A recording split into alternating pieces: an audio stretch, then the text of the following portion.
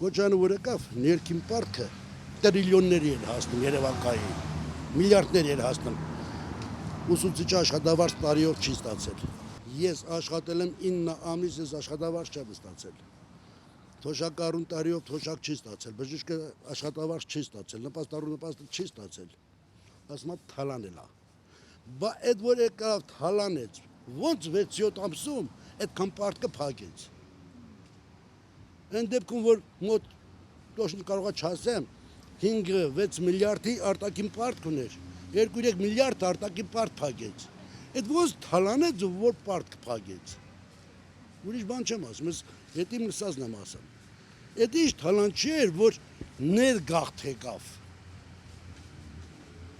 100,000-ից ավել մարդ է ներգաղթվել։ Մարդիկ եկան, բայց այդ ոնց եղավ, որ երկնիշ թվով տնտեսական աճ եղավ։ Թալանել է, թալանել է։ Այդ թալան չնեստու ես։ Փաստերը կա, տվյալները կան, կարամ մտնեմ YouTube-ա, ինչա չգիտեմ, այդ փաստերը ցույց տամ։